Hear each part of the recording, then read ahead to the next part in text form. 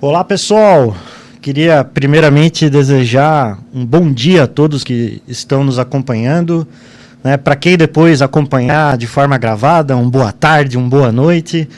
Mas estamos aqui reunidos para um momento muito especial. Afinal de contas, a gente está realizando a primeira edição do Tech Talks num formato diferente do que a gente já vem fazendo. Né? A gente já vem com algumas ações, com IT Talks, com os talks da Pricify, da Nextcore, mas todos num formato webinar. E pela primeira vez a gente está trazendo uma proposta nova, uma proposta de mesa cast, para ser justamente um bate-papo mais solto, uma conversa leve, mas sempre focando, claro, em trazer temas atuais, temas importantes, e é por isso que a gente tem, inclusive, hoje um tema super importante, que está hypado, às vezes até mal interpretado, que é a inteligência artificial. Mas antes de falar do tema, eu queria também apresentar os dois colegas que estão aqui conosco, né? Dois convidados super importantes. Quero até deixar um espaço para que eles possam se apresentar, nada melhor, né, do que eles mesmos falar da trajetória, da carreira deles, mas são dois profissionais que têm muita experiência no tema, né, de inteligência artificial, de dados. Começo pelo Bruno Garcia, né, que trabalha há anos na IBM. Bruno, seja muito bem-vindo, né? Obrigado por topar esse bate-papo com a gente, né? Se quiser dar boas-vindas aí para a galera, se apresentar um pouco aí. Pessoal, bom dia, ou boa tarde, boa noite, caso seja em outro horário depois do ao vivo. Meu nome é Bruno Garcia, eu estou hoje gerente técnico do time de especialistas de dados, inteligência artificial e automação de processos na IBM.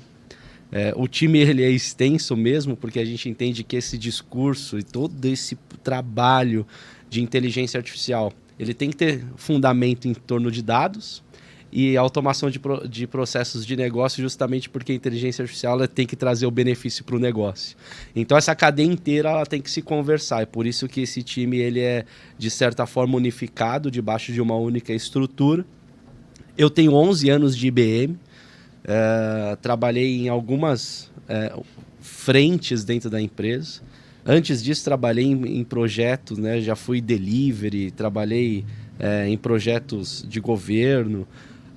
Então, assim, existe uma trajetória longa até a gente chegar no que hoje é entendido, né, por inteligência artificial. Afinal, não é um tema novo.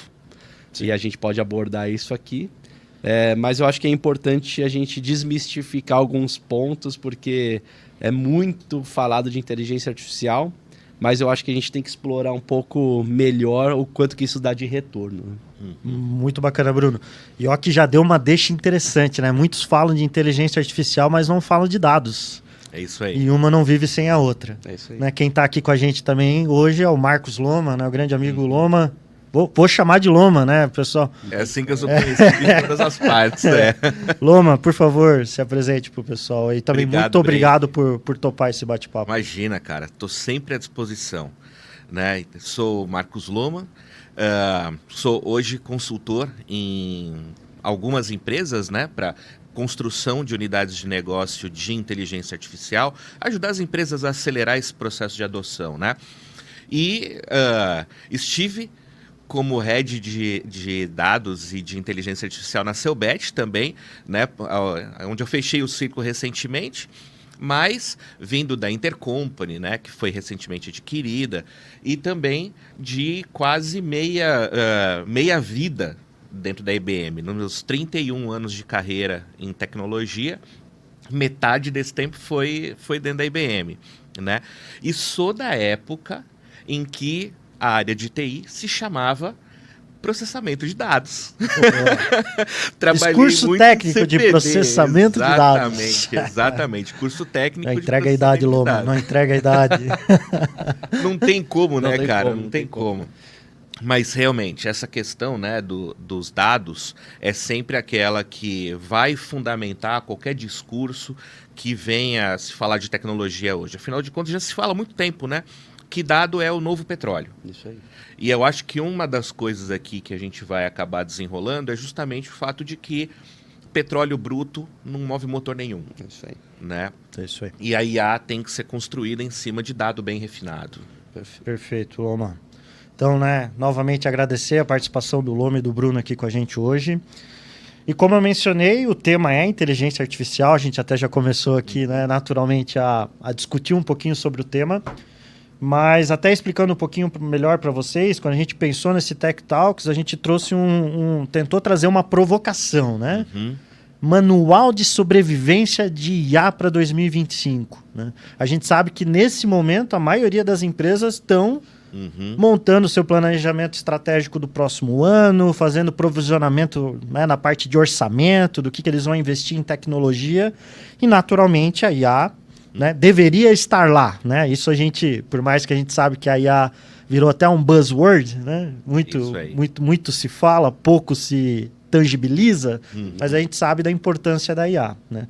E aí o que a gente quer principalmente provocar aqui é do que a gente viu em 2024, o que a gente aprendeu? Né? O que é tendência para o próximo ano, mas não tendência daquelas tendências futurísticas, mas o que eu deveria provisionar no meu orçamento? O que deveria estar lá no meu planejamento estratégico para 2025? E o que deixa de lado? Né? Não é importante, ou já foi desmistificado, ou de fato não é o momento agora é por A ou por B. Então a gente quer provocar justamente essa discussão no dia de hoje, né, de uma forma leve para todos que nos acompanham. Né? A gente quer que seja bastante produtivo, a gente vai tentar deixar não ser tão teóricos, né? Isso aí. Por mais que temos 2 professores aqui, né, pelo que já conversamos bastante nos bastidores, sei que, né, tanto o Bruno quanto o Loma dão aula, né? Então, óbvio que estão ali afinados na parte teórica, mas a gente vai tentar trazer também uma parte prática, principalmente vinculada a negócio. Isso. Né? E quer que seja proveitoso para todos. Então, quem nos acompanha, eu estou aqui acompanhando o chat. Se quiser ir fazendo perguntas, né? Claro que a gente preparou aqui um roteiro simples para guiar o nosso bate-papo, mas fiquem à vontade, coloquem no chat, eu vou acompanhar aqui para que a gente possa poder ir interagindo com vocês durante a live. Tá? E aí eu quero começar então já com uma primeira pergunta, muito simples, Bruno. Imagina. Resposta simples, coisa simples, né? Para você, o que ficou de aprendizado, né, dessa jornada que a gente viveu aí ao longo de 2024 e experiências passadas? O que ficou de aprendizado com relação à IA? E o que você acredita que deveria ser o foco para 2025 quando a gente está falando de inteligência artificial? Simples, cara. Resposta curta, né? Isso. Temos 1 hora. Bom, vamos lá. Primeiro de tudo, eu tenho certeza que muita gente aprendeu com projetos de inteligência artificial ao longo dos anos, mas vale lembrar que inteligência artificial não é um tema novo, já foi falado em N palestras por aí que, putz, é um tema de 1950, que teve um boom recentemente. No meu ponto de vista, inclusive, o boom ele aconteceu por causa de 3 fatores. O primeiro, dados, que eu já falei. Né? Então, assim, teve um crescimento absurdo de dados. E o crescimento absurdo de dados aconteceu principalmente por causa de um segundo item que, no meu ponto de vista, é extremamente relevante, que é a internet. Né? Então, assim, a democratização da internet na jornada da geração de dados, redes sociais gera muito dado, muita informação, né? E, por fim, a evolução computacional. Né? Então, assim, hoje o nosso celular tem mais poder computacional do que o foguete que levou o homem para a Lua. Então, isso é inevitável, a evolução da inteligência artificial. Então, se existe desde 1950, por que não estamos mais evoluídos? Por causa desses 3 fatores. Né? A evolução computacional ela teve a sua jornada. Então, vamos lá. Já que não é um tema novo, a gente consegue aprender uma série de coisas. Mas, o que eu entendo que foi o grande aprendizado de 2024? Primeiro, as discussões sobre modelos. Acho que isso daqui é uma conversa extremamente complexa. Mas eu uso o modelo A, o modelo B, o modelo C, o batatinha ou bananinha? Pega um aí e faz. A jornada em 2024, ela se provou que os projetos de inteligência artificial eles têm que ser multimodelo. O que isso quer dizer? A empresa, qualquer empresa, ele não tem só o pessoal de RH, não tem só a pessoa de finanças, não tem só a pessoa de marketing, não tem só o fundador da empresa, não tem só o cara comercial, ele tem várias pessoas, né? Bem como cada um tem a sua especialidade, cada um tem a sua área de conhecimento que foi se especializando ao longo da formação e da jornada profissional. Os modelos não são tão diferentes. Tem modelos que trabalham melhor com imagem, tem modelo que trabalham melhor com som, tem modelo que trabalha melhor com vídeo, tem modelo que trabalha melhor com texto, tem modelo que trabalha melhor até um pouco melhor com número, que é essa outra polêmica, né? Outros que trabalham bem com imagens, tabelas e afins. Então a primeira coisa, o mundo ele é e tem que ser multimodelo. Porque eu não tenho uma pessoa só na empresa para fazer RH, finanças, marketing e afins. Por que eu vou esperar que tenha uma IA que faça, um modelo que faça Todos. né? Então, acho que o primeiro aprendizado, não sei se o Luan concorda, mas o primeiro aprendizado que a gente percebeu dentro da IBM, multimodelo. Cada um dentro da sua especialidade. A segunda, a tão discutida forma de uso. Eu vou para um mundo 100% cloud, eu vou para um mundo dentro do meu data center, que a gente estava brincando, né, da área de processamento de dados, o data center. Eu vou para um mundo que eu fico metade. Se eu for para a nuvem, eu fico só no vendor A, ou fico no vendor A, B e C. Se ele é multimodelo, você obrigatoriamente tem que ficar no vendor A, B e C. Né? Sim. E se o mundo de inteligência artificial, o terceiro aprendizado, é aberto, ele tem que ser aberto. Inclusive, existe uma iniciativa que o Luman vai citar, da AI Alliance, que foi uma iniciativa da IBM com a Meta, do Facebook, de como que a gente cria padrões abertos de inteligência artificial no mundo. Né? Então, inteligência artificial ela vai se tornar cada vez mais aberta, ou seja, você vai tocar nesse tema também, Sim, cada vez mais democratizada. Certo? Perfeito. E assim, o outro aprendizado, que é muito importante, a gente já falou, dados importam. Muitas vezes a gente fala assim, o meu modelo alucinou, ele não respondeu o que eu queria. Tem dois principais fatores, não são únicos, mas principais fatores dela alucinar. O primeiro, ela não foi refinada ou tunada, como o mundo está falando agora, ou apertado os parafusos certinho e ela deu uma derrapada. Uhum. E o segundo grande ponto ela está respondendo com base em quê? São os dados. Fonte das Tal do informações. gap de informação. Gap de informação. Ela está respondendo com base em quê? Se eu não treinei ela naquela informação e é um modelo que ele foi desenvolvido para responder não importa o quê, mesmo que ele não tenha o dado, ele vai responder. E aí ele vai inventar alguma coisa. E ele vai alucinar absurdamente. E as inteligências artificiais generativas escrevem tão bem que mesmo errado você fala, eu tenho certeza que isso daqui está certo. Sim. Então esse é outro mistério, né? Quando confiar? Aí vem a questão da governança. Outro aprendizado que a gente teve em 2024. Porque 2023 foi o ano da experimentação. 2024 foi o ano do vamos buscar esses projetos que a gente experimentou e colocar em produção. E aí começou a discussão de quando que eu confio nesse bicho? O que ele está respondendo aqui? Será que ele está usando dado que não pode? Baseado no que ele foi treinado? Será que ele está usando informação sensível? E aí o projeto que você vai falar, ele vai explicar bastante sobre como que eu tenho maior visibilidade sobre isso. Uhum. E finalmente, ROI, ou seja, um projeto escalável. Se ele não é escalável, ou seja, se ele não é desenvolvido de uma forma que ele atenda diversos casos de negócio na empresa, de forma, claro, que eu tenha que parametrizar um A, um B, um C, e aí ele se adequa ao novo modelo, dificilmente ele vai dar o retorno. Então esse é o outro aprendizado. Como que a gente desenvolve um projeto que ele se torne escalável para ele dar o retorno esperado, né? Afinal, um projeto de inteligência artificial que você não consegue trazer ganho de eficiência operacional para a empresa, ele é um projeto experimental. Sim. Ele é um projeto de inovação, né? Então, se ele é experimental e de inovação, não necessariamente ele traz retorno para o business. certo? Se ele é escalável e você consegue calcular quantos de horas de burocracia eu venci aqui, quantos de horas de processos de negócio que fica em loop eu venci aqui por causa dessa automação que a IA me trouxe. E você consegue colocar na ponta do lápis, se eu puder falar dessa forma, e materializar e tangibilizar melhor o ganho de eficiência operacional que aquele modelo de inteligência artificial te trouxe. Então, para mim, os grandes aprendizados foram esse em 2024.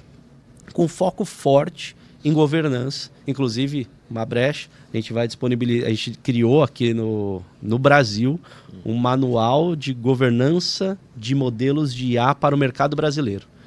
Muito focado no projeto de lei 2338, que está tramitando no Senado Federal. Então, assim, é legal a gente falar de governança, mas como é que é a governança para o Brasil? E a gente está criando, já tem a versão do e-book para o manual aqui no Brasil, que é mega importante. O Brasil tem as suas especificações, tem suas especialidades, tem suas particularidades de lei, né? Não é um país simples de você lidar com essas questões regulamentares. Falou tudo. Não é um país simples. Nada é simples. Então, a gente tropicalizou essa ideia de como que a gente faz governança de IA pro Brasil. Então, não vou falar muito, senão eu domino aqui o tema. Acho que tem que ser um bate-papo. Qual a sua visão aí, Loma, manda lá. Cara, falando um pouco de contexto histórico, né, dessa coisa toda dos dados, me faz lembrar muito a popularização da internet, que você colocou muito bem, Bruno.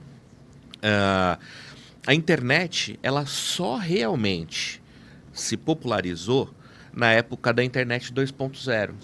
Porque até então, eram as empresas que tinham os seus websites e elas publicavam informações sobre seus produtos e tudo mais. Ela era consumível. Exatamente. As pessoas consumiam informação de quem estava oferecendo o dado, né? Até que eu me lembro muito bem, nessa época, eu já estava também lá envolvido com projetos de web 2.0 na IBM, e a gente começou a perceber uma inversão de 180 graus na fonte da informação, né? Porque o início ali das primeiras redes sociais, o Orkut, depois o Facebook, fez com que as pessoas começassem a se expressar. A internet virou domínio do povo, das pessoas. Até porque muita gente vai achar que, mas e o e-mail? O e-mail era um negócio quase corporativo. Assim. Exatamente. Internet, antes das redes sociais, era corporativa. Estava dentro das empresas, né? Quando as empresas entenderam que, peraí, eu consigo ler o que as pessoas estão escrevendo, eu consigo ver a opinião pública, esse é o verdadeiro dado. O verdadeiro dado é a opinião pública. Sim. Então, é o dado de maior valor. E quando a gente reflete isso para os dias atuais da inteligência artificial, a inteligência artificial existe desde 1950, ou dentro das empresas, mais efetivamente, né, depois do início da comercialização de sistemas de inteligência artificial, lá pelos anos 2012, 2013, né? Só que quando é que a inteligência artificial virou domínio público? Exatamente no boom do ChatGPT. Esse capotamento fez com que, agora todo mundo usa. As crianças, as donas de casa, as pessoas comuns, os trabalhadores que não são trabalhadores da área de tecnologia, que provêm ferramentas para a linha de negócio, mas a própria linha de negócio dominou a ferramenta, passou a utilizar. E, né, diga-se de passagem, a gente já é usuário cobaia de inteligência artificial há muitos anos, até mesmo quando a gente faz o CAPTCHA, né, do Google, tá treinando a gente está treinando um modelo de reconhecimento de imagem. Né? Primeiro, a Google testa se a gente é confiável ou não. Coloca ali alguns modelos, algumas imagens tagueadas.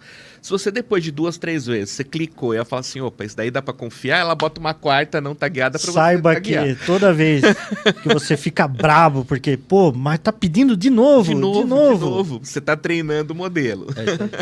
Então, Você vê que quando a gente fala, né, de dados, o boom dos dados é quando o público toma conta da parada. E aí a gente começa a escrever e a gente começa a dizer quem nós somos, o que nós consumimos, o que a gente gosta, né? E essa é a verdadeira riqueza desse aglomerado de dados, essa curva absurda que a gente teve na época da Web 2.0 e agora a gente está tendo de novo na aceleração da inteligência artificial, né? Aí pensando um pouco nesses 2 últimos anos, que foi quando aconteceu essa conquista, né? O efeito ChatGPT o também, efeito né? ChatGPT, exatamente, né? Que inclusive diz, né, que foi a aplicação que teve o maior número de usuários adotantes no menor espaço de tempo. Não sou capaz de lembrar os números, mas é um recorde, efetivamente, né? Isso fez com que as empresas que estavam olhando para a IA de maneira mais discreta começaram a olhar para esse negócio dizendo assim, cara, é um tsunami e eu tenho 2 coisas que eu posso fazer, ou fechar a porta ou deixar a água entrar. Não tem outra opção, né? E aí a gente entrou num período de grande mudança nesse contexto da inteligência artificial, de quem fez projetos porque veio uma ordem de cima para baixo dizendo temos que usar. Mas vamos usar onde? Não sei, tem que usar. É isso. Né? E aí O board está exigindo IA, adota. Tem que fazer. E aí vem aquilo que o Bruno citou, né? Projetos experimentais que não tinham um ROI bem definido e tal, né? Mas são válidos, faz parte do processo de aprendizagem. Sim, inovação e experimentação. É isso aí. E ao longo de 2023 e 2024, cara, esse negócio não virou, capotou. A cada 2, 3 meses tem uma coisa nova e ou é você já fez, já está ultrapassado, novo. faz outro. Exatamente. E como é que você lida com isso? E até uma adoção descentralizada também, né? Totalmente. Não sendo só uma iniciativa da empresa, mas as áreas por si só começando a estudar ferramentas que estavam disponíveis de forma gratuita e até um uso, de certa forma, descontrolado. Totalmente assim, né? descontrolado. Né? Causando muitas vezes risco para a marca, né? Até mesmo risco para a própria pessoa, porque você imagina uma IA que tem gap de informação, né? Onde a instrução básica dessa IA é responda da melhor maneira que você puder. Exatamente. Essa instrução básica. Aquilo que for perguntado pelo usuário, responda da melhor maneira possível. Ela vai dar um jeito para responder. Dá um jeito de responder. O usuário não pode ficar sem resposta. E vale lembrar que, só fazendo um parênteses aqui, mas voltando a um subtema do dado, né, de dados, a LGPD, Lei Geral de Proteção ao Dado, ela existe ainda, tá, pessoal? Não é porque ela diminuiu um pouco o hype que ela não existe, não. Se você começa a transmitir informação pessoal no seu modelo de inteligência artificial generativa, você tem um responsável legal na empresa, que geralmente ou é o CISO ou é o CDO. Ou seja, você falou de risco de exposição de imagem e risco empresarial, por quê? Responsável legal. O que isso quer dizer? Significa que o cara pode ser preso. É isso aí. Vale lembrar isso. Ou pagar uma multa gigantesca. E multas que são difíceis até de definir, né? A LGPD deixa isso muito aberto, né? Tu não sabe exatamente o valor que vem, né? A depender do prejuízo que o indivíduo que foi exposto tomou, enfim. E aí, vira discussão que vai desde jurisprudência até outros efeitos colaterais que podem ser incluídos no processo, né? Mas, enfim, essa coisa toda dessa aceleração, de a cada 2, 3 meses a coisa muda, né? A tomada de decisão, ela passa a ser uma tomada de decisão meio que na base do deixa eu ver para que lado está soprando. E como é que a gente ajuda até mesmo as empresas a fazer isso, né? Começa-se um projeto, daqui a pouco você vai ver e fala assim, cara, o orçamento que eu estimei para esse projeto já não dá mais. Ou então, cara, gastei uma grana que se eu esperasse mais um mês, eu ia fazer esse projeto pela metade do preço. E aí? Você não consegue fazer um balanço Ou sai efetivo. amanhã sai um modelo de IA generativa otimizado. Lembrando que modelo de IA generativa é diferente do que se fala de LLM, né? Large Language Models. Porque a generativa é de gerar. Pode ser texto, pode ser imagem, pode ser som, né? Pode ser vídeo. LLM é de Large Language Model, ou seja, focado em texto. Amanhã sai um LLM mais otimizado, ou sai um SLM, que é o Small Language Model, que ele é menor. Nós vamos falar do Granite. Exatamente. Né? Aí com...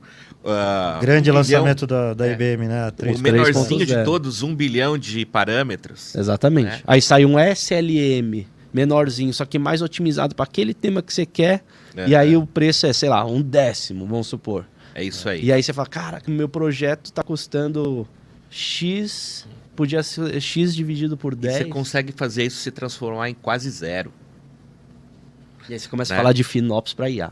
Pois é. Então, e nós vamos entrar nesse tema. Não vamos queimar ele agora, mas nós vamos entrar nesse tema do FinOps para IA. Mas, enfim, o que está acontecendo é exatamente isso, né? E uma outra coisa que está relacionada também à questão da segurança, da privacidade e tal, né? Eu costumo dizer que todo projeto de inteligência artificial ou de dados, ele tem que estar suportado por 3 principais pilares. Um é segurança, essencial, confiabilidade. Afinal de contas, se você vai perguntar um negócio para a IA, você quer que ela responda correto. E a outra é compliance. E o compliance, ele está diretamente ligado a regras de indústria. Como, por exemplo, um projeto que a gente tem já de longa data, né, junto com o pessoal da Selbet, da Intercompany, que foi o projeto do Ebulas. Pô, existe uma regulamentação no setor farmacêutico que diz assim, olha, não pode fazer recomendação de medicamentos se você não for um profissional de saúde. A IA não tem um certificado dizendo, ó, fiz o curso. É isso que eu ia falar, então, isso ela tudo não é pode. Gestão de risco. Entendeu? Então, quando um paciente vai perguntar, tô com dor de cabeça, o que eu posso tomar? Toma cuidado e vai procurar um médico. Né? Porque isso pode ser um sintoma de um quadro clínico mais amplo, então eu não posso te recomendar nada.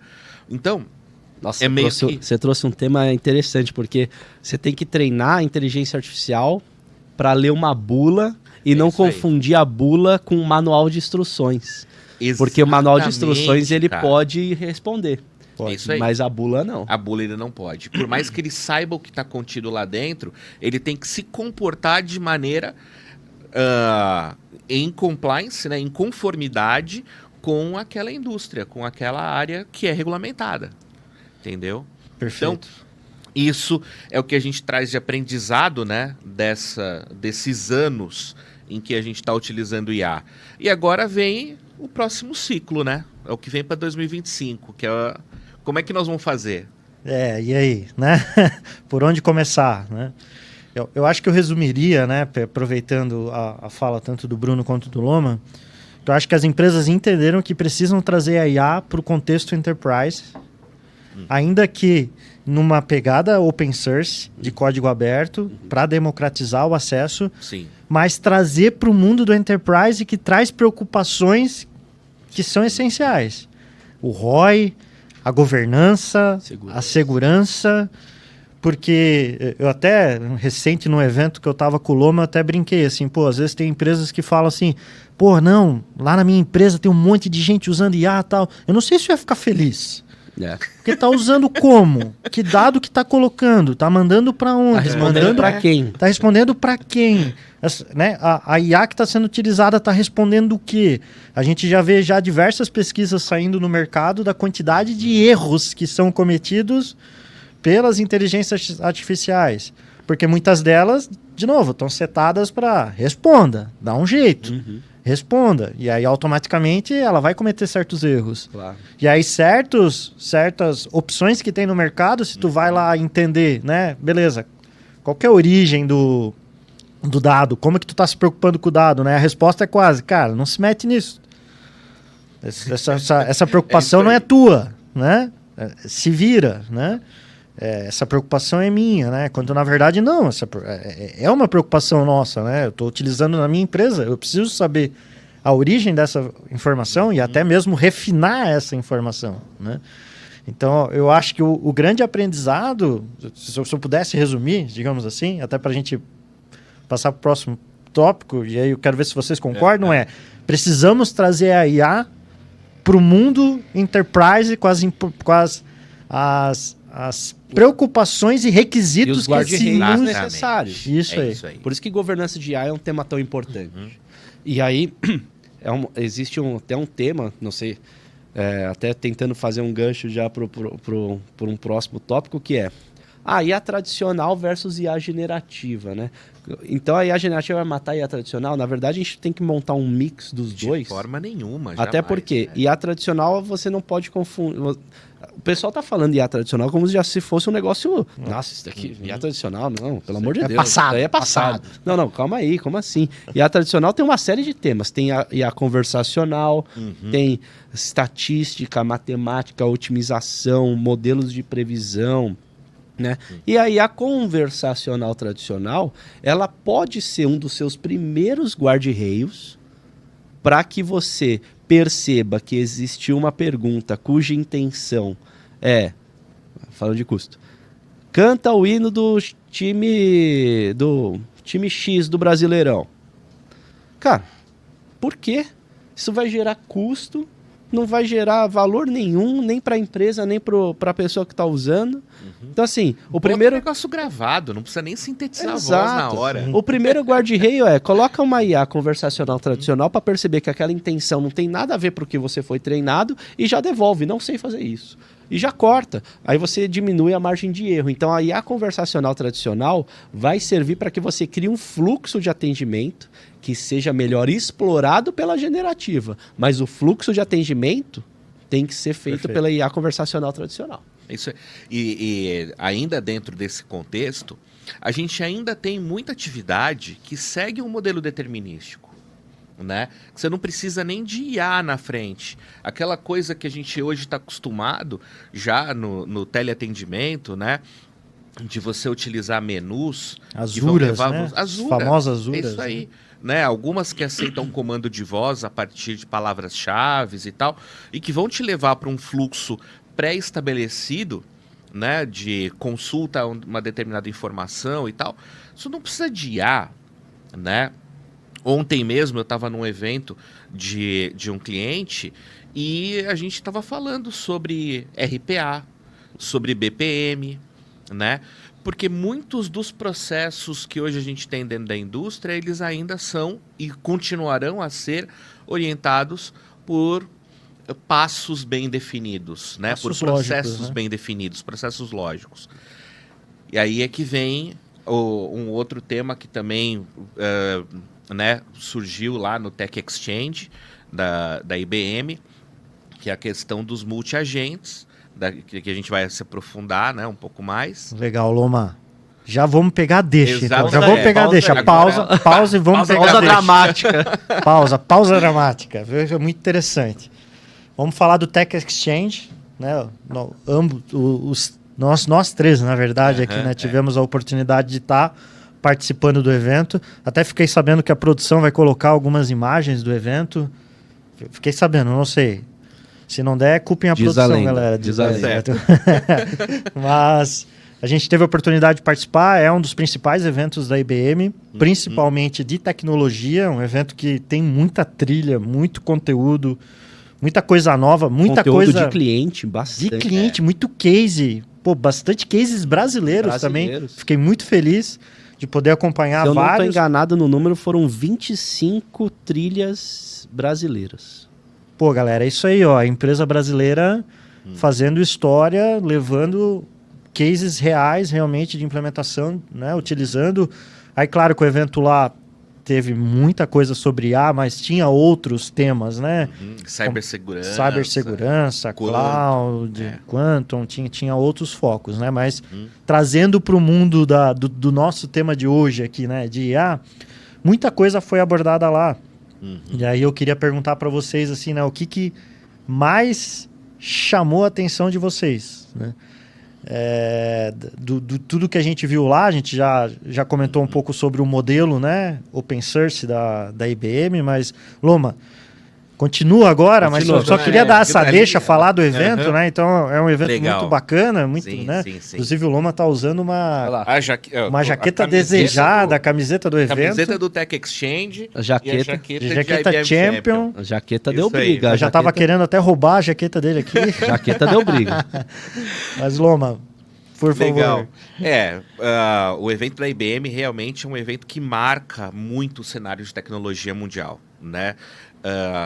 E junto com o evento da IBM, um outro que veio um pouco antes foi o evento da Red Hat também.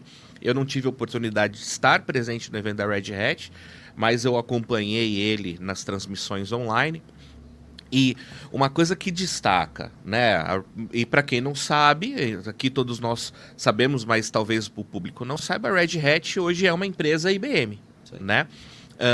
E é muito interessante que isso tudo está muito ligado à questão de dados, né?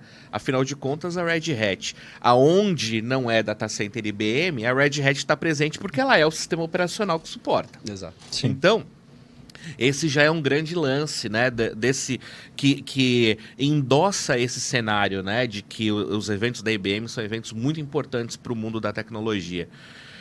E em ambos os eventos, tanto da Red Hat quanto da IBM, foi falado muito sobre o Instruct Lab. O Instruct Lab, cara, para quem quiser experimentar... Projeto open source. Projeto open source. Se você tem, no mínimo, um Red Hat, ou aliás, você não precisa nem dele, porque você pode baixar o client, né? Você faz o download do client lá na sua máquina, ou para rodar em Python, ou para rodar em Node. E aí, cara, com 5 linhas de comando, você treina um modelo de IA. Faz o fine-tuning de um modelo de IA. Insere um novo conhecimento nele. Insere um novo conhecimento, possivelmente um conhecimento corporativo. É esse que é o ponto. Você customiza um negócio para você. E você hoje, a gente estava falando agora há pouco, demos ali um spoilerzinho do Granite 3.0, né? É a terceira geração do modelo de linguagem que foi confeccionado pela IBM. Ele tem versões que são de SLM, né? Que é o Small Language Model, que eles são muito pequenos. O menor de todos, ele tem 1 bilhão de parâmetros, né? Tem uma outra versão de 2 bilhões de parâmetros. Então, significa que você consegue rodar esse cara na tua máquina local, no teu notebook. Especializado no tema. Fazendo fine-tuning desse modelo para o teu negócio com os seus dados, né? Especializado no tema, rodando em CPU, cara. E porque você não vai... Só um parênteses, né? Para tentar... Para pessoas que não estão acostumadas com esse tema, porque a gente está inserido e a gente começa a falar como se fosse, né? Então, assim, então, se ele é pequeno, ele não é pior, né? Ao contrário. Muito pelo contrário. Mais poderoso você do que faz a gente imagina. o pequeno justamente porque você quer ele especializado num tema. É isso, né? aí. Porque senão, o que a gente está falando, tentando traduzir, né? Se você usa um modelo muito grande para usar... Vamos colocar dessa forma, tá? Os especialistas de inteligência artificial falam de outra forma, mas a gente tem que fazer aqui um negócio democrático. É isso aí, mas conversa de boteco. Você paga por um caminhão de conhecimento que aquele modelo tem, sendo que você só precisa que ele responda sobre água sem gás. Só que ele sabe responder sobre televisão, sobre computador, sobre carro, perguntar o sobre aniversário do Elvis geografia, Presley, sabe o aniversário do Elvis Presley. Então, assim, só que você, mundo corporativo, por que você precisa de um modelo que saiba responder quantos anos o Elvis Presley teria hoje? Recurso computacional Aham. que é dinheiro. Exatamente. Custa caro. Custa caro, né? Se você é um comparar- é um brinquedo caro, né? É. Então não pode ser um brinquedo. né? Exatamente. Por isso, aí só fechando parênteses, por isso que o SLM é Perfeito. importante. É isso aí. Porque ele tem que ser especializado num tema. Só esse parênteses que eu... Não, agradeço você ter feito essa inserção, porque quando a gente pensa em LLM, modelos grandes, modelos de grande porte, a gente está pensando que para treinar esse modelo a gente precisa de GPU. Exato. GPU é caro pra caramba, né? O cara tem que ser um gamer com salarião para comprar uma GPU decente, né? Então, quando a gente leva isso pro meio corporativo, nós estamos falando de quanto é que eu vou ter de investimento para ter o meu produto, né? Quanto custa a brincadeira? Quanto custa essa brincadeira? Como é que eu escalo esse negócio? E aí é que vem a questão do orçamento para 2025, né? Se a gente pensar em adquirir conhecimento sobre essas tecnologias, como o caso aí do Instruct Lab, aprender a usar corretamente e tal, eu consigo criar esses agentes especializados. E o que um agente especializado faz no fim do dia? Eu quero um cara para analisar nota fiscal. Ele só sabe ler nota fiscal, não sabe fazer mais nada. Esse cara eu rodo com uma CPU, com um tantinho de memória, treinado para ler nota fiscal e só. Ele vai fazer isso muito bem. Eficiência operacional que a gente Eficiência estava falando. operacional. Eu não vou precisar... Vai fazer rápido. Aí ele vai rodar em um ambiente isolado. Pouca margem seguro. de erro, porque ele é especializado. Exato. E aí olha Ó, os pilares. Isso é muito legal. Ele vai Ó. rodar isolado, né? Roda isolado. Eu gostei então, muito, porque no evento eu vi muito essa pergunta, né? O teu LLM é fechado? Então, Ele tá isolado? ou tá compartilhando dado com o mundo exterior, Exato. né? Ou Então, outra área, né? Que ela pode fazer o tal do prompt injection e enviesar o seu modelo. Sim. então vários riscos você consegue mitigar, porque você vai rodar esse cara numa VM isoladinho, só para aquilo, com um único ponto de entrada, né? Ele vai ser confiável, né? Porque você especializou, você treinou ele com os dados que são importantes para você e ele vai atender compliance. Aqueles 3 pilares que eu falei agora há pouco: segurança, confiabilidade e compliance. Sim. Né? Então, e com outro ponto, quando a gente fala de compliance, e voltando até um pouco rápido no tema da saúde, dado de saúde não pode atravessar fronteira. Hoje, se você vai utilizar uma LLM de um provedor XYZ, O modelo roda fora. o modelo está rodando em Dallas, ou está rodando na Irlanda, ou em Sydney, está atravessando fronteira. Então você consegue manter o compliance, porque você está rodando... E na lei no teu brasileira data tem center local. diversas Nossa. informações. E a LGPD cantando também, né? Exatamente. Dado de saúde pessoal, LGPD. E se você não está consumindo serviços externos, você tem controle sobre custo. O teu custo é a infraestrutura que você vai usar para rodar esse negócio dentro de casa. Ou dentro da tua cloud privada. E aí vem a liberdade da escolha do ambiente que você vai Exatamente. usar, né? Que pode ser em Essa casa, pode é- ser em cloud, mas o que é tudo isso. indica é que vai ser híbrido, né? A tendência E que se aí- desenha é essa, né? Isso é o que nós estamos falando de democratização. Um modelo, que é o Granite, que é open source, e ele é distribuído licença Apache, se não me engano, né? Licença Apache. Licença Apache. Ou seja, você pode usar à vontade, você não vai precisar pagar por ele. E um ponto interessante, né, do Granite é que ele... A origem da informação, a fonte, a IBM se preocupou demais. Aham. Isso chamou muito a minha atenção. O pessoal até que fez uma das apresentações até brincou, né? Teve toda uma estratégia, vários departamentos dentro da IBM, né, num processo de governança, auditaram todas essas informações. Exato. Até o time jurídico da IBM auditou. Aí eles até brincaram, né? Para quem não conhece o time jurídico da IBM, é o time do não. É isso. Porque precisa, né? A gente sabe, os jurídicos de quase todas as empresas são rígidos, porque, óbvio, se preocupam muito Sim. com essas fronteiras, né? E eu acho que essa preocupação que a IBM teve é fundamental. E ela ainda traz Exatamente. isso dentro no contexto do Instruct Lab, onde eu consigo customizar, digamos assim, né? Simplificando, consigo customizar, criar, né, modelos menores, específicos, que eu vou poder, inclusive, ter a liberdade de onde eu quero rodar, a um custo menor, Um belo ponto de partida para 2025. Exatamente.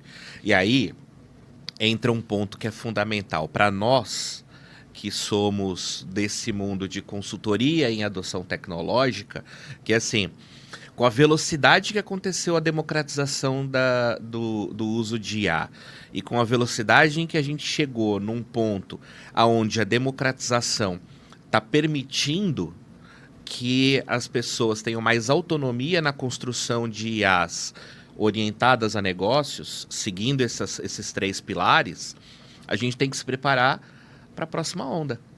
Porque senão a gente não vai...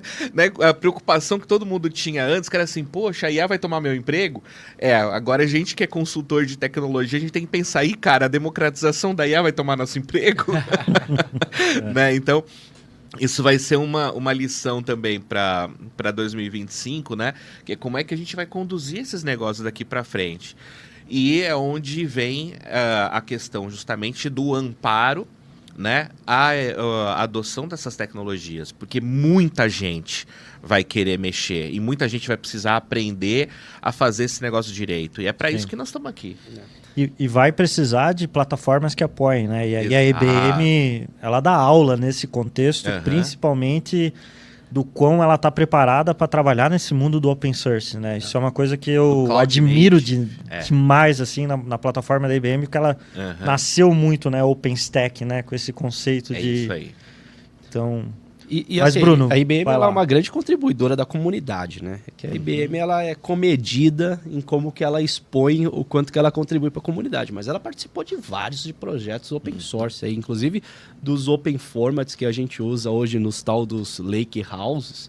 A IBM foi uma grande contribuidora desse mundo. E aí, fazendo um gancho com isso, acho que assim, o meu ponto de vista, um dos temas que foi abordado e que chama muito a minha atenção. E eu sou particularmente um grande fã de arquitetura de dados, voltando ao ponto de dados, para tentar fazer uma balança aqui, contraponto. Né? Quando a gente fala de IA, IA conversacional e afins, a gente pensa no quê?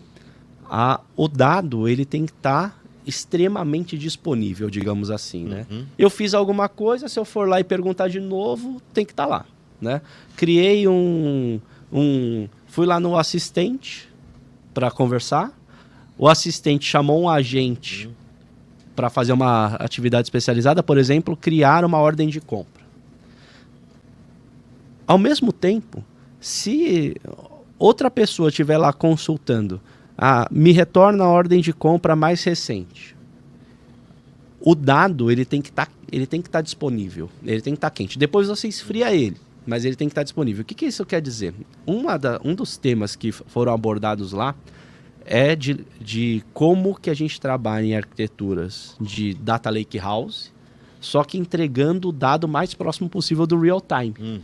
Ou seja, para que a IA que a gente conversa tenha condições de responder o dado que acabou de acontecer, eu tenho que falar de dado transitando o mais próximo possível do real time. Ao mesmo tempo que ele foi criado, praticamente no mesmo segundo ele está disponível para consumo.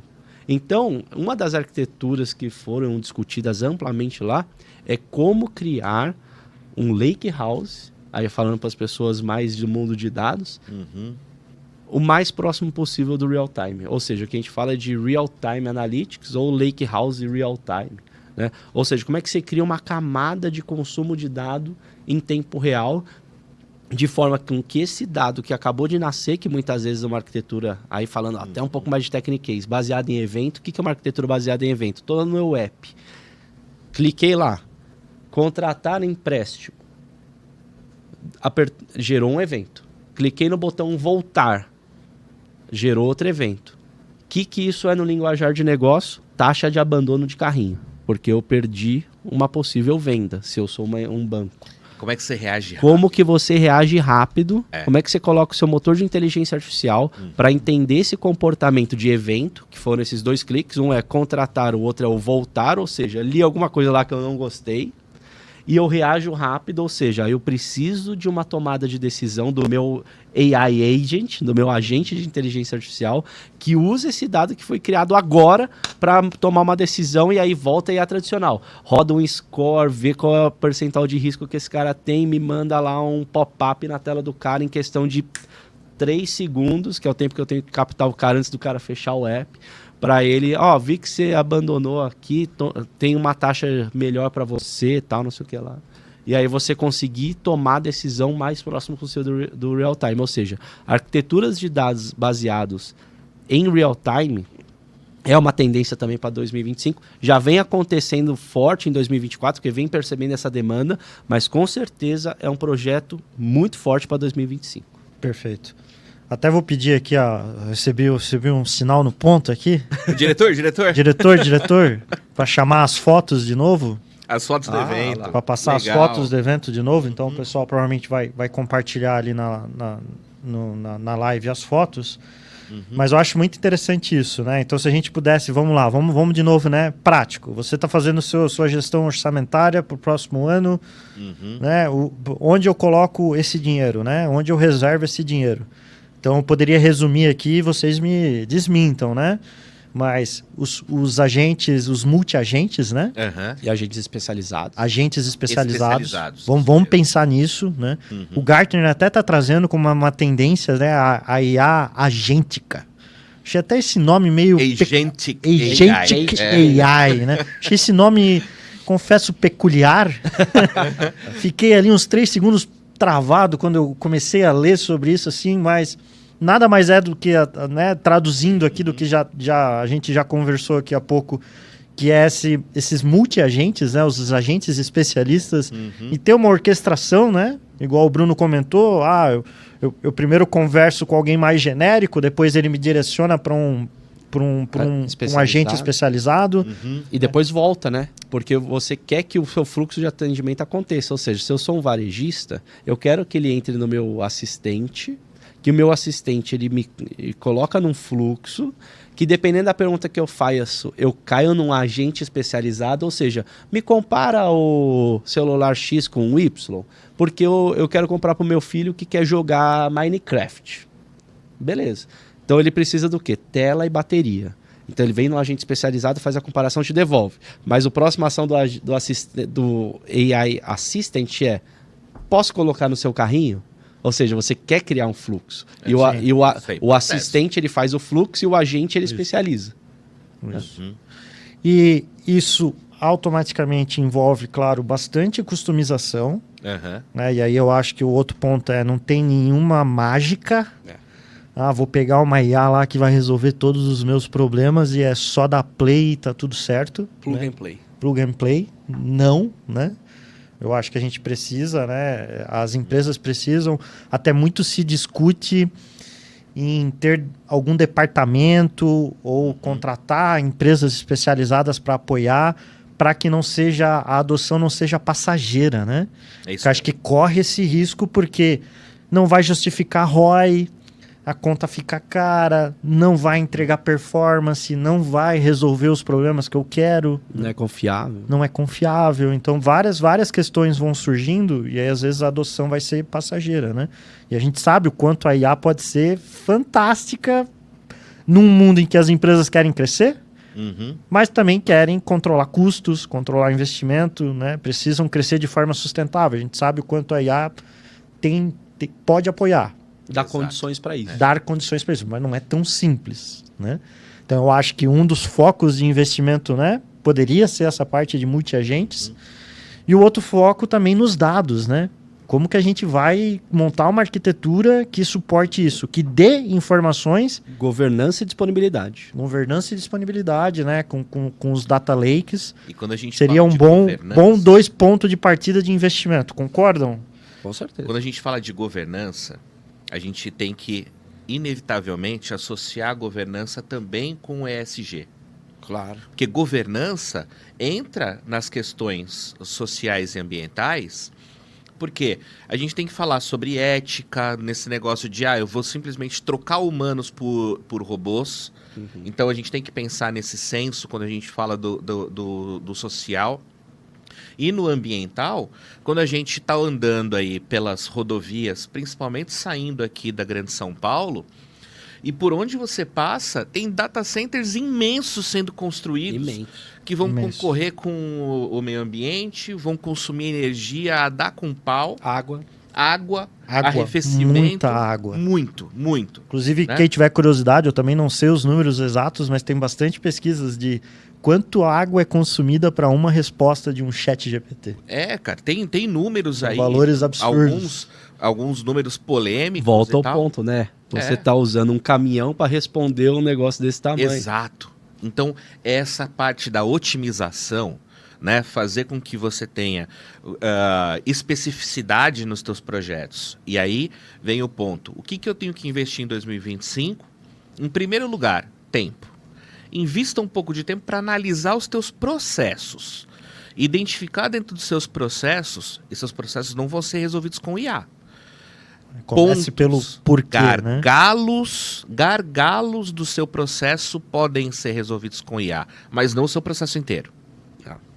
Perfeito. Então, esse é um ponto, né? Que é, vamos sair desse momento que a gente está desenfreado de hype, de experimental, de quero testar tudo. Dá um passo para fora do furacão, né? Dá um passo Tira o pé de dentro do furacão. Vamos agora pé no chão. Olha né? o furacão de fora, assim, né? Tá, mas e aí? Né? Para e pensa. É aí que a gente vai começar a encontrar o ROI. Porque aí a gente coloca a tecnologia como um facilitador e não como alvo.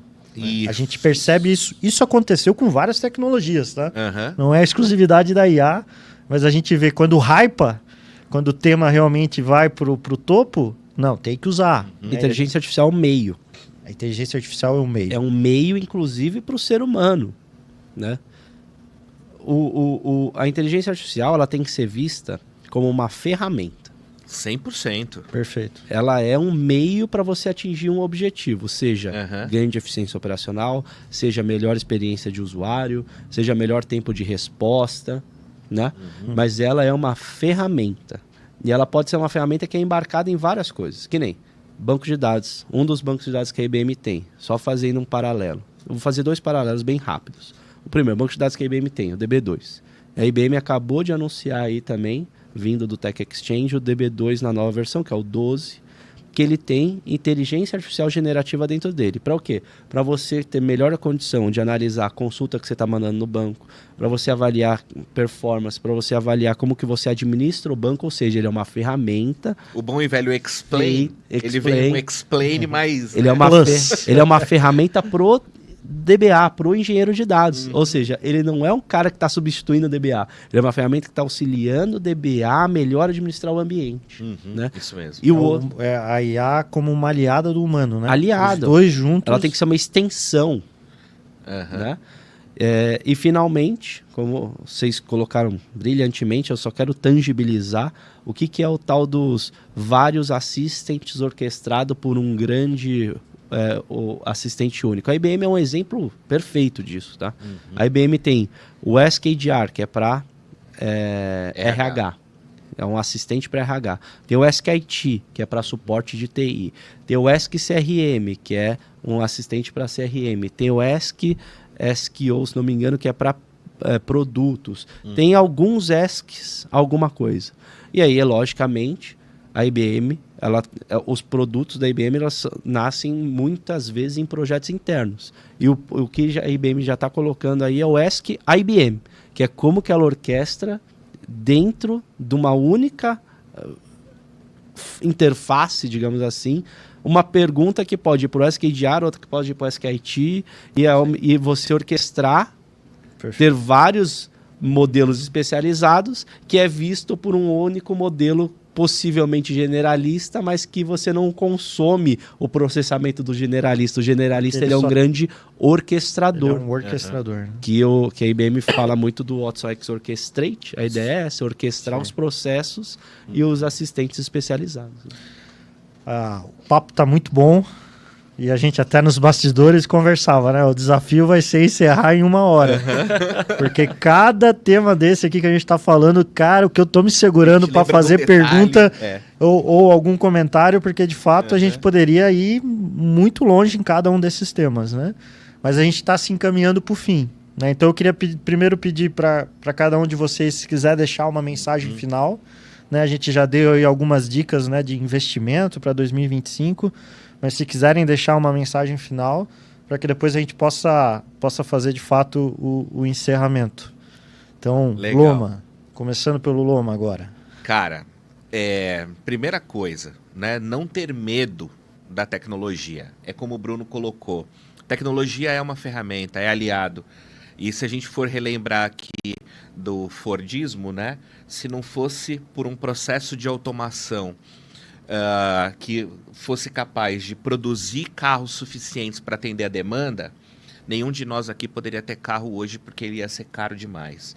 E essa tecnologia que vem hoje é uma tecnologia que vem para atender demanda. Vem para realmente fazer com que esses gargalos sejam dissolvidos, né? E que a gente possa atender a demanda gigantesca que hoje tem no mercado. Então, a adoção da tecnologia de forma saudável, consciente, instruída, é o caminho que a gente tem para o futuro, pensando desde o que a gente aprendeu em 23, 24 e o que vem em 25, 26, 30, é isso. Adote sem medo e peça ajuda sempre que necessário. Nós estamos aqui para isso. É isso. Então, acho que a grande mensagem primeiro de tudo, dê o passo para fora do furacão, olhe o furacão de fora, sai do olho do furacão. Porque do olho do furacão você consegue ter pouca visibilidade do todo. Então, olha o todo, olha o negócio, olha os processos, olha o ganho, olha onde tem dor. Uhum. Eu costumo brincar, às vezes, conversando com o cliente, o que faz o seu cliente interno te ligar de madrugada para reclamar? O que faz o cara te ligar que ele te pentelha? É isso que você precisa resolver. Eu chamo isso de putz. Toda vez que você bota a mão na cabeça e fala, putz, tenho que enfrentar isso, anota o que é, porque é um potencial ponto de dor. Isso. E assim, a gente tem que lembrar que IA, uma das vertentes é IA generativa. De novo, IA generativa. Mas nem só, né? tudo é IA generativa. A IA conversacional tradicional é importante, não vamos deixar isso de fora. A IA generativa é importante também para especializar a conversa dentro de uma IA tradicional. Mas quando a gente fala de IA tradicional, a gente tem que lembrar que IA está dentro de uma disciplina de estatística e matemática. Então, é importante que os seus modelos de inteligência artificial, por mais que você transforme ele ou em conversacional ou em generativo, ele tenha a IA tradicional por trás. O que isso quer dizer? É importante você pensar em modelos de previsão, em modelos de o tal do Next Best Offer não morre, não tem como morrer, né? Ciência de dados, otimização. Cara, otimização e IA, eles são extremamente ligados. Por quê? Você quer fazer uma pergunta lá no seu modelo de qual é, vamos supor, a melhor rota de entrega dos produtos XYZ, sendo que do ponto A para o ponto B está muito apertado, se eu perder do ponto B, eu vou direto para o ponto C, mas como é que eu faço para voltar para o ponto B? Então, otimização é um problema matemático que inteligência artificial ajuda a gente a resolver. E problemas matemáticos, eles têm ROI. Porque problemas matemáticos, geralmente, eles são associados à seguinte pergunta de negócio. Como eu maximizo X ou como eu minimizo Y? Perfeito. Se você quer maximizar ou minimizar alguma coisa, você tem ROI. Então, projetos de otimização matemática dentro do mundo de inteligência artificial são projetos com muito retorno financeiro. Então, a mensagem que eu deixo é essa. Eu tenho, assim, a IBM ela está 100% disponível para ajudar as empresas. Eu tenho certeza que todos nós aqui temos uma paixão em ajudar as empresas. E todos nós aqui estamos disponíveis para isso. A gente quer conversar, entender, sentar junto e entender onde tem um problema para a gente pensar em como resolver. A gente precisa pensar. Acho que essa é a primeira pergunta. O slogan da IBM, né? Think. Ou seja, como que a gente pensa naquele problema e resolve ele. Perfeito. Então, estamos aqui disponíveis para isso. Eu acho que fantástico, né? Comece pelo porquê, né? Por que eu estou adotando? Por que eu vou utilizar essa tecnologia, né? E para isso é importante dar esse zoom out, né? Vamos olhar a operação de fora, vamos ver realmente onde estão os gargalos, onde estão as dores.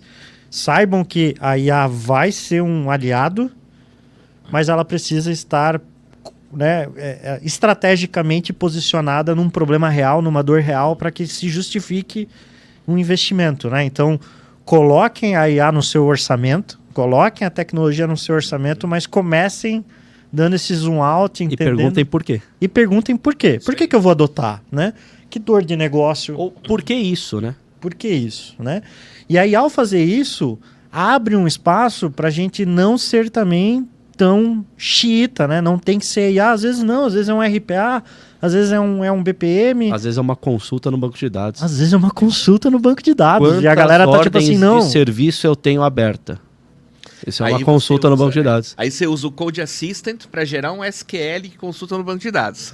É especialista, é um agente, é isso aí. E aí, às vezes, a gente está querendo usar a IA, que não é barata, principalmente se a gente traz para esse contexto mais enterprise, onde a gente começa a se preocupar com as barreiras, ela começa a ficar uma tecnologia relativamente cara. Então, cara, porque não dá ROI, né? Porque não dá ROI. Porque muito dinheiro é diferente de caro, né? Sim. Pouco dinheiro pode ser caro. Muito dinheiro pode ser barato, porque tem que dar ROI. Perfeito.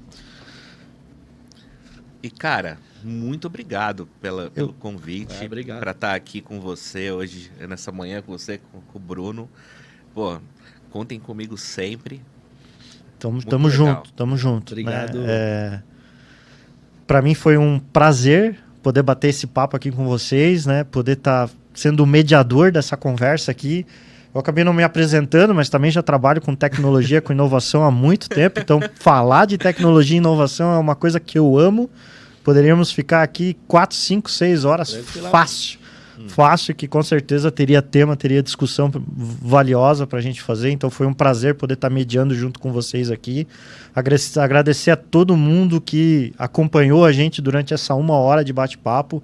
Tenho certeza, às vezes para nós o tema é tão presente, que falamos certas siglas, certas palavras, talvez algumas pessoas talvez não tenham entendido, nos procurem, né? Até o pessoal vai compartilhar uma imagem com os nossos contatos, com o LinkedIn de nós três, também com o LinkedIn da Selbet, né? Nos procurem, a gente adora, eu sempre falo, toda palestra, painel que eu participo, eu sempre falo assim, me procura no LinkedIn, se quiser conversar mais, me procura no LinkedIn, porque é um tema que a gente adora. É isso aí. Bater um papo, né? E também, ainda assim, não tô seguro dos próximos passos, que tecnologia adotar, né? Conta com a Selbet, conta com a IBM, né? A gente é uma empresa que se posiciona como uma integradora de tecnologia, que quer ser esse parceiro estratégico, que quer apoiar os nossos clientes, né? A gente até brinca, né? Pô, tem tecnologia, tem Selbet, né? A gente se posiciona dessa forma e para isso a gente tem parceiros igual a IBM, para realmente a gente poder, né, fazer uma entrega de qualidade, uma entrega estratégica para todos os nossos clientes, né? Perfeito. Então, pô, ficou com dificuldade, ficou com algum tema em aberto, nos procurem, né? Nos sigam nas redes sociais, a gente vai fazer com certeza mais edições do Tech Talks.